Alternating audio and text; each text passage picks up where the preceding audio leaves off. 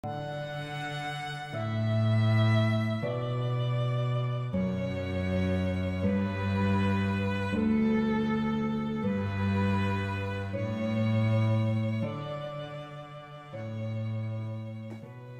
estimados amigos, soy Francisco Molina, el director de Relaciones Institucionales del Ateneo de Triana, para aquel que tenga la suerte de no conocerme. En este acto vamos a tener el placer de escuchar una disertación de una persona que entiende mucho de leyes. Y sobre ello versa la conferencia, el estado de la abogacía en España. Tenemos con nosotros a don José Joaquín Gallardo, decano emérito del Colegio de Abogados, y ha sido decano nada menos que 24 años, así que sabe algo de esto de ejercicio de profesional, ni lo decimos, para no incrementar las cifras. Como abogado y presidente, es un interlocutor privilegiado, que nos va a dar una visión excepcional, tanto como abogado de base, de estar en los juzgados y sabiendo la problemática que hay, como desde su faceta de decano y sus relaciones con las instituciones y la evolución que la abogacía ha tenido en España. Vamos a aprender mucho, seguro, porque quien dirige y modera esta charla coloquio es nuestro presidente, don Carlos Valera, que, como sabéis, durante muchísimos años ha estado en la radio y domina perfectamente este tipo de intervenciones. Yo quiero, sin más, cederle la palabra a nuestro presidente para que él haga la presentación y ya continúe con el acto. Pues muy bien, don Francisco, muchísimas gracias por hacer esta apertura del acto. Después, inmediatamente, agradecer a don José Joaquín Gallardo, ilustre abogado del Colegio de Sevilla, decano emérito durante muchísimos años, y sobre todo un hombre eminentemente sevillano que toma el pulso no solamente a la justicia, no solamente a la abogacía, sino a la situación actual. Y hoy hemos querido, de alguna forma, traerle aquí una charla coloquio, porque lo que vamos a hacer es hablar, interlocutar un poco sobre el estado de la justicia en España. Entonces, Joaquín, ¿en qué estado de salud se encuentra la justicia en España ahora mismo? Pues muy buenas tardes a todos, señoras y señores, y gracias por vuestra asistencia.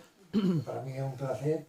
Gracias a nuestro director de Relaciones Institucionales por haber presentado el acto y por sus palabras. Gracias a nuestro querido Carlos Valera, don Carlos Valera, presidente de esta institución y hombre fundamental, la piedra angular sobre la que pivota este Ateneo de Triana. Y yo he hecho algo contrario a lo que en mí es habitual. Lo suyo para mí es improvisar absolutamente siempre en todo, pero esta mañana me pasó un guión Carlos, y al hilo de eso he escrito contestaciones. Algunas las leeré y otras no, en aras, en definitiva, de utilizar el término exacto cuando sea menester en el debate que ahora comienza, en el debate que vamos a iniciar contestando la primera. ¿Cómo describiría el actual sistema judicial en España? Esa es la primera pregunta. Y yo he escrito aquí, es un sistema judicial bien articulado y bien estructurado, pero maltratado durante los últimos 45 años por los sucesivos gobiernos de la nación, que nunca han tenido verdadero interés en que el servicio público de la justicia funcione adecuadamente. Los políticos saben que la justicia no da votos, y lo saben desde siempre. Siendo un servicio público esencial, se le maltrata habitualmente desde un poder ejecutivo que lo que debiera es justamente hacer todo lo contrario, mejorar el servicio público de la justicia en beneficio de la ciudadanía, que los ciudadanos, las personas, los españoles, los residentes en España todos, porque no es cuestión de nacionalidad tampoco, somos, cada uno de nosotros, cada una de las personas que vivimos y habitamos en España, somos la razón de ser del propio sistema, del propio Estado social de derecho, de la propia estructura constitucional del Estado y de la propia razón de ser. La esencia, la razón de ser del Estado de Derecho es servir a las personas, que son el fundamento del Estado. No estamos nadie al servicio del Estado o en regímenes no democráticos y no sociales de derechos, sino que estamos todos, debiéramos estar todos amparados en cuanto sea legítimo por el Estado, por esa supraestructura que es la suma de todos nosotros y no una estructura superior a la de las personas que configuramos la sociedad. Disculpadme que me he seguido. Un segundo, darle las gracias al excelentísimo señor cónsul de Marruecos y querido amigo Sidi Hassan, Salam Alaikum, buenas tardes, señora, buenas tardes, gracias por estar con nosotros. Y es nuestro decano del Colegio Emérito de Abogados quien está en la charla. Gracias por venir. ¿Sí? Encantado y bienvenidos. Bueno, ahora seguí viendo un poco al hilo de las preguntas. ¿Qué puntos fuertes, qué puntos débiles tiene la justicia ahora mismo en España? Bueno, lo mejor de la justicia son los muchos buenos profesionales que contribuyen a que continúe medio funcionando a diario y todavía, a pesar de todos los pesares. Entre esos profesionales están los profesionales liberales, los procuradores, las procuradoras, los letrados, los abogados, los jueces fundamentales que son los que ostentan el Poder Judicial. Luego haré una reflexión sobre ello. Y los funcionarios. En definitiva, lo mejor que tiene el sistema judicial español en este momento, insisto en el a pesar de todos los pesares, es la calidad humana y profesional de muchos de los que la servimos o la hemos servido. Y es a pesar justamente de la desidia de esa clase política a la que antes me refería, pues ellos, nosotros, somos los que posibilitamos que siga funcionando la maquinaria judicial, aunque de mala manera. Y esa es la segunda parte de la pregunta. ¿Qué es lo peor? La mala manera por la que la justicia funciona. Es decir, las dilaciones indebidas fundamentalmente. El tremendo atasco que existen en todos los órganos judiciales, en prácticamente todos los órganos judiciales, y que se traducen en unas dilaciones absolutamente indebidas, en ocasiones absolutamente escandalosas, que la podemos visualizar si no tenemos la desgracia de padecerla en primera persona, porque no estamos en ningún pleito laboral, social, civil o penal. Podemos visualizarla a través de la prensa diaria. Los procedimientos se prolongan indefinidamente, los señalamientos se efectúan a muchos meses vista, y hay situaciones verdaderamente dramáticas que nos duelen en el alma quienes las conocemos más de cerca, entre ellos los abogados, naturalmente. Los jueces, claro, cuando son conscientes de que la persona que ha llegado con una incapacidad permanente a la jurisdicción laboral o con un problema de incapacidad absoluta, donde la pensión depende de lo que resuelva el magistrado, va a tener que esperar 3 o 4 años, y son periodos que se están dando en Sevilla a día de hoy, 3 o 4 años en ser oído, en que se celebre el juicio, en que se le dé una respuesta razonada en derecho, que nunca será razonable porque después de tanta demora y tanta espera, nunca existe razonabilidad en la respuesta judicial.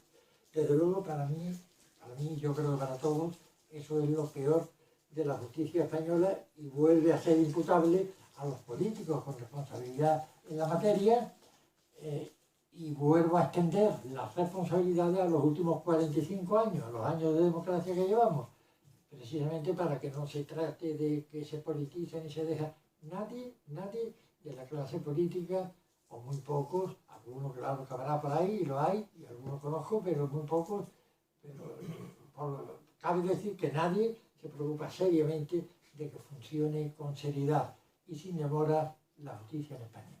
Don Joaquín, la siguiente pregunta va encaminada sobre todo el acceso a la justicia. ¿Cómo está protegido el ciudadano, tanto en el privado como en el público, a través de los abogados de oficio? Sí, el acceso a la justicia en España es fácil. Está garantizado a través de la justicia gratuita. Hay magníficos profesionales que trabajan la justicia gratuita, y como he escrito en alguna ocasión, no me gusta que hable la gente, como se dice popularmente, de los abogados de oficio. El abogado es abogado de oficio cuando actúa de oficio porque es designado por su colegio para asistir a quien carece de medios económicos, y cuando actúa de libre designación con un una persona que le contrata y le retribuye muy correctamente sus servicios profesionales. En ambos casos es buen profesional o mal profesional. En los 40 y tantos años que llevo de abogado, los 32 años de servicio a la abogacía institucional en el colegio me han evidenciado que el buen abogado lo es siempre y el mal profesional, que a veces también lo hay, lo es siempre. Que hay magníficas defensas realizadas en turno de oficio que son precisamente en turno de oficio con retribuciones exiguas, muy exiguas. No es la razón de ser del trabajo la retribución en esos asuntos de la llamada antiguamente pobreza. No, no, es cuestión de justicia, de caridad, de solidaridad. Es cuestión de sentirse, como lo sentimos los abogados, defender de oficio, profundamente realizados, enormemente realizados, y además yo personalmente, mientras que me mantuve en el turno de oficio, luego lo dejé por razones de que no existiese incompatibilidad con el cargo institucional, yo siempre comenzaba mis informes solicitando para don tal o doña tal, actuando en turno de oficio, algún magistrado me miraba como diciendo yo. Y luego lo explicaba al final, después de haber hecho una defensa en la que te sientes mucho más libre aún que cuando actúas de libre designación, porque aquí no hay interés económico, señor. Aquí yo me he estudiado todo esto, he luchado denodadamente por la sentencia que considero más justa para esta señora o para este hombre.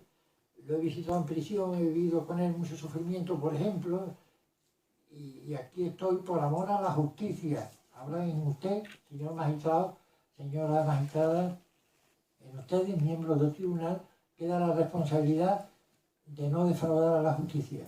El abogado defensor cumplió con su papel, que era ser prolongación procesal de quien no tiene conocimiento jurídico, pero tiene un derecho fundamentalísimo como persona, inherente a la dignidad humana, que es el derecho fundamental a la defensa. Por eso te digo que el acceso está bien, la justicia gratuita está bien, es de lo que mejor funciona, porque es la vertiente privada de la justicia, por llamarlo así, entre muchas comillas.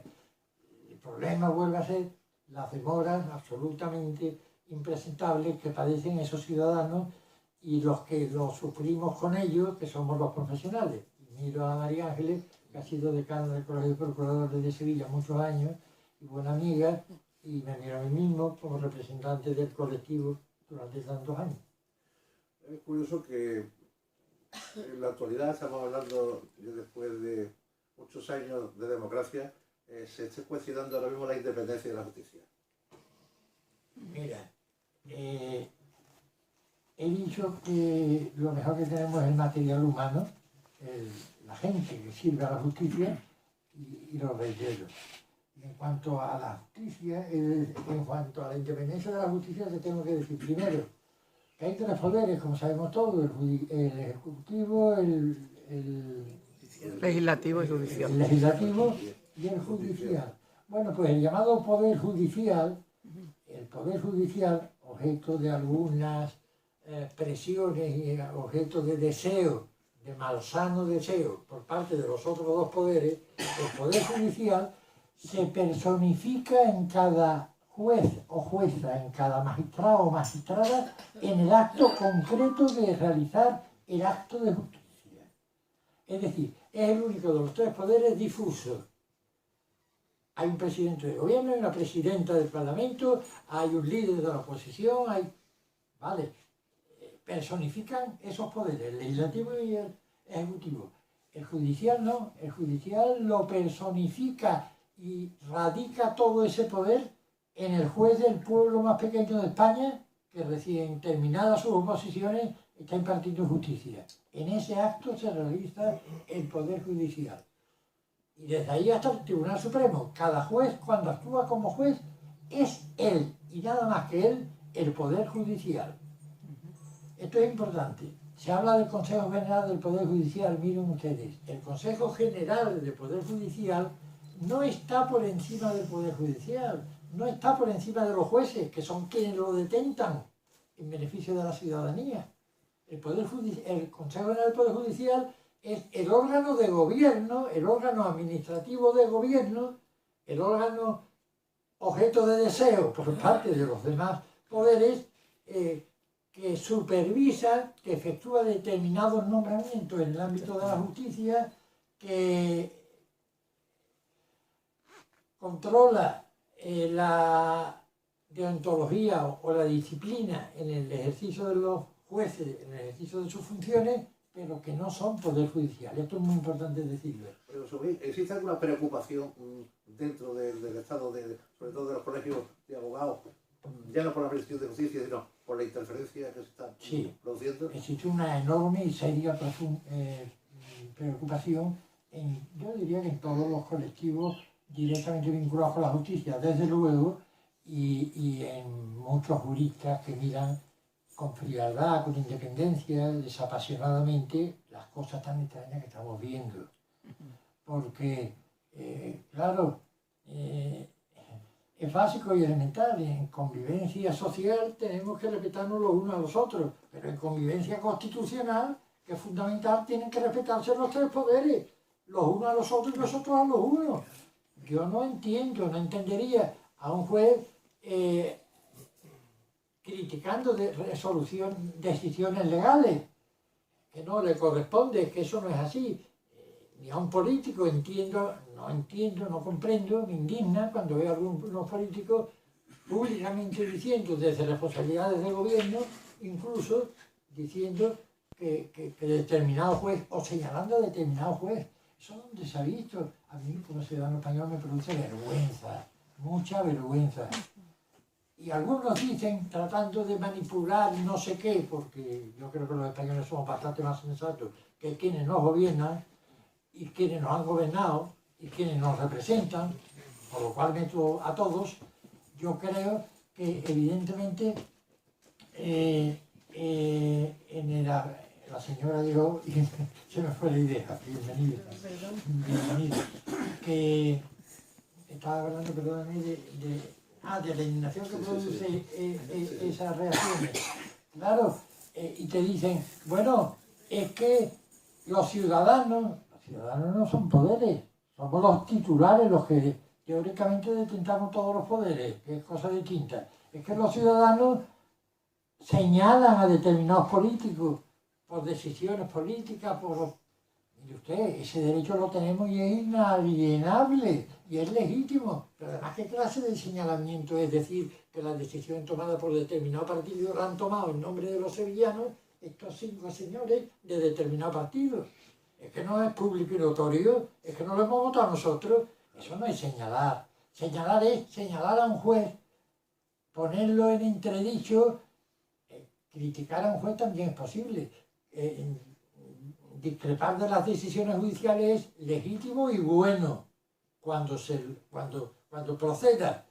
Lo que no es legítimo es señalar como el malhechor al servidor público que lo que hace de toda su vida es administrar justicia, y que lo haga un ciudadano está fatal, que lo haga un político es absolutamente impresentable. No, muy bien.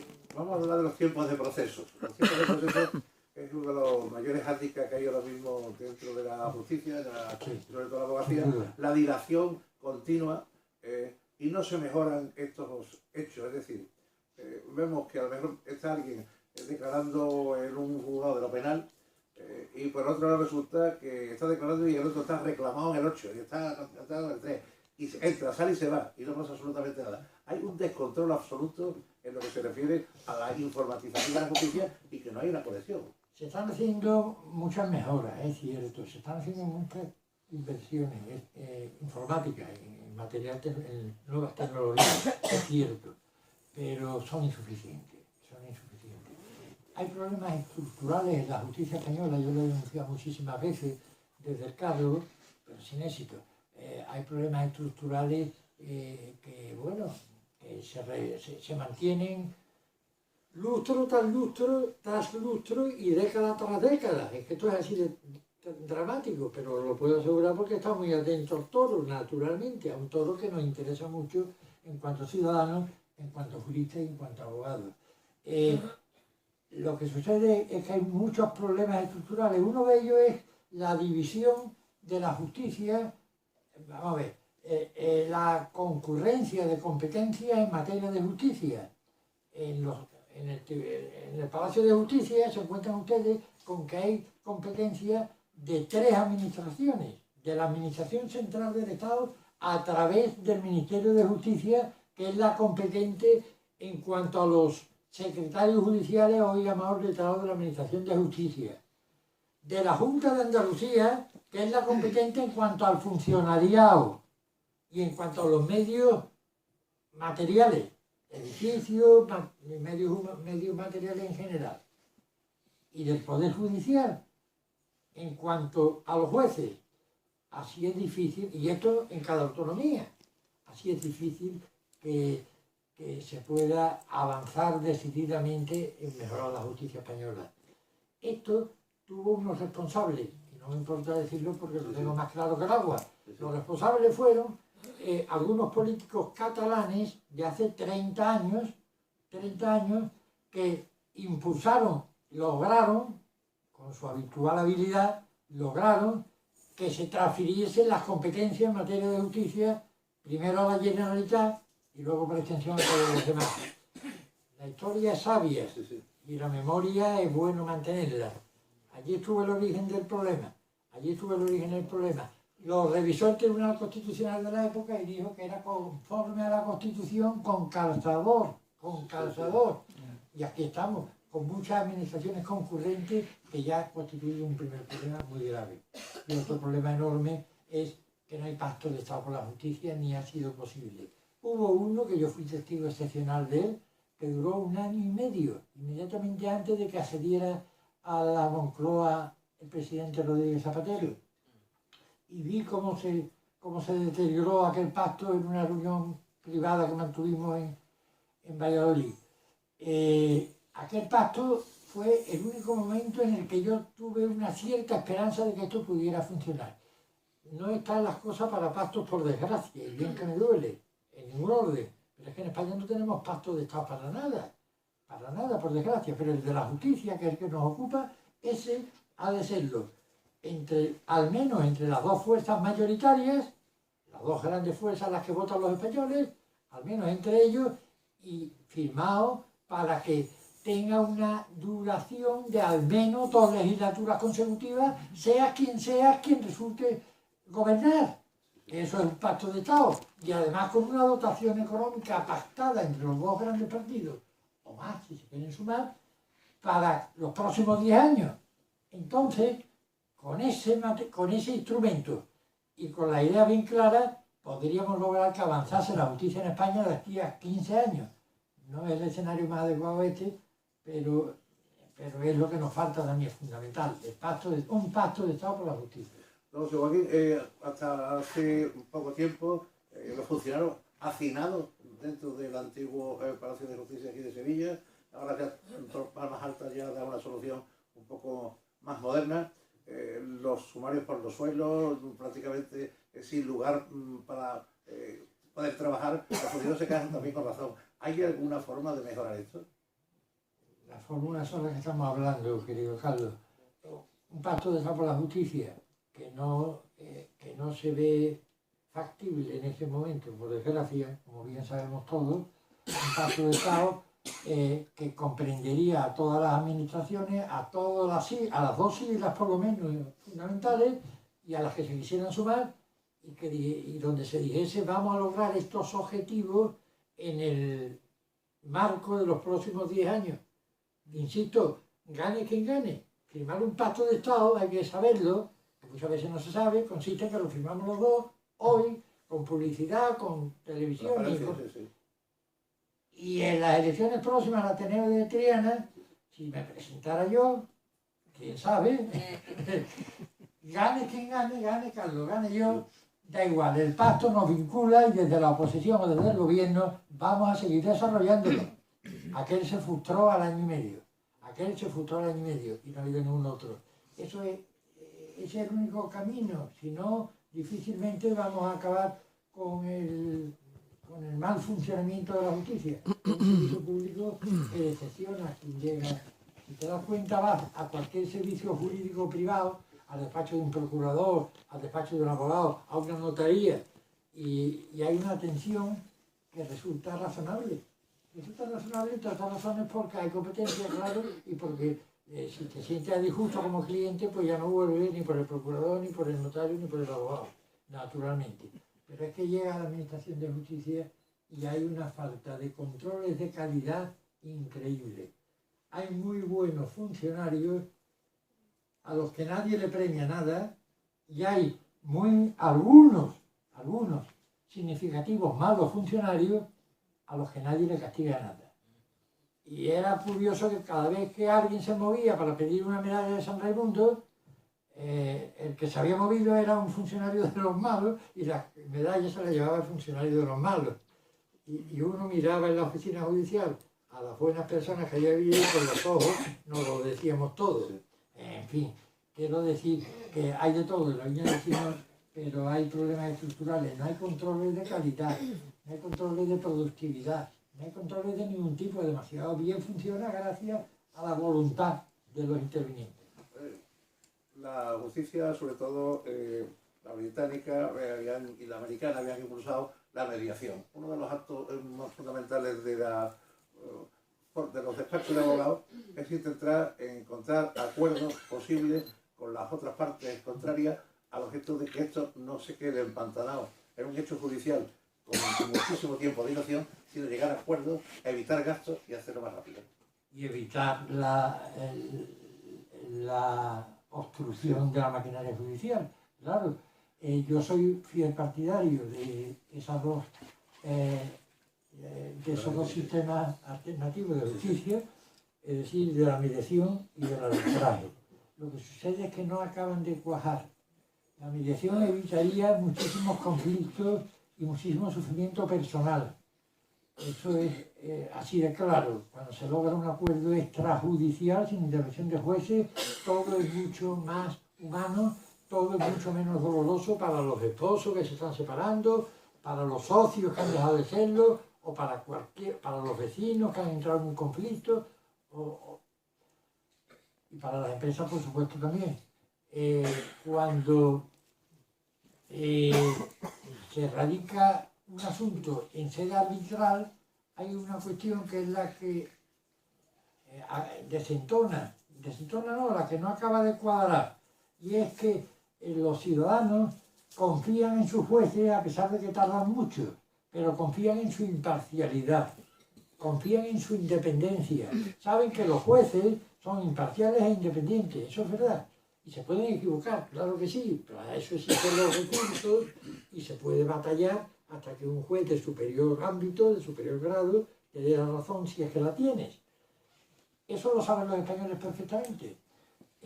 Sin embargo, cuando hay que optar por constituir en juez a un árbitro, es decir, a una persona normal y corriente, normalmente a un jurista, entonces surgen suspicacias. Sospechan. Si está bañado, si hay alguna connivencia, ¿no? Claro que puede haberla. Sí, sí. Bueno, ese es un problema que yo he detectado a lo largo de los años. Yo lo resolvía siempre sorteando aleatoriamente y primero tratando de poner de acuerdo a las partes. Cuando comparecían en el decanato dos partes que tenían un conflicto y querían un arbitraje, trataba de poner de acuerdo sobre el árbitro. A ellos y a los abogados, que son los que deciden, claro, naturalmente. El cliente hace lo que dice su abogado y hace bien, sino para qué, de qué estamos hablando. Entonces, ponerlos de acuerdo en el árbitro, y si el árbitro es de consenso, es elegido de consenso, entonces ya desaparece la suspicacia. Y la verdad es que hay compañeros, somos tantos ya, hay compañeros que se merecen la confianza, porque, como yo he dicho muchas veces, ser árbitro en un procedimiento arbitral, sí, es tanto como ser abogado de ambas partes. El árbitro, digo, es abogado de ambas partes. Ambas partes han confiado en ti como árbitro y no puedes defraudar a ninguno de los dos. Si hay algo gravísimo en la abogacía, es defraudar la confianza que deposita en ti tu cliente. Eso es prevaricación del abogado, que se llamaba antiguamente, y es de lo más deleznable que cabe. En el arbitraje es exactamente igual. Si hay algo deleznable en un árbitro, es que no sea leal con las dos partes y que no acabe dándole la razón a quien crea en conciencia que tiene la razón por las pruebas que se han practicado a su presencia. Pero sobre todo cuando en el caso de la gerencia, que suele ser muy... La gerencia suele ser algo del orden del día, cuando hay un arbitraje o hay una mediación, también hay unas fórmulas de entender, es decir, allí no todo el mundo habla, allí hay un proceso, unos hablan, otros escuchan, el orden lo lleva el abogado y va procesando. Y muchas veces la falta de empatía entre las mismas familias hace que eso sea un litigio continuo, mientras se puede quizás entonar y hacerlo más fácil, ¿no? Lo primero que tiene que hacer un abogado siempre en temas extrajudiciales y en cualquier consulta es procurar a toda costa resolver la situación. Claro, se dice, es que el abogado no, el abogado que pretende, la mayoría de los que yo he conocido en mi vida siempre han pretendido eso, es resolver la situación. Entonces, si usted me viene con una angustia vital y con una querella interpuesta en su contra, lo que tengo que procurar a toda costa es lograr archivar esa querella y que acabe usted cuanto antes el calvario. Como calvario pasa el que padece una enfermedad grave y se tiene que someter a un proceso médico. Pues claro, mientras que antes mejor, si así vamos, bendito sea Dios. Lo último es llegar a juicios que tardan mucho, que se sufre muchísimo en el camino y que luego las soluciones no compensan en absoluto. Yo he visto a muchas personas sufrir muchos años angustias vitales profundas cuando eran inocentes de todo parecer, según mi criterio, y acabó siendo inocencia declarada judicialmente, en más de una ocasión, claro.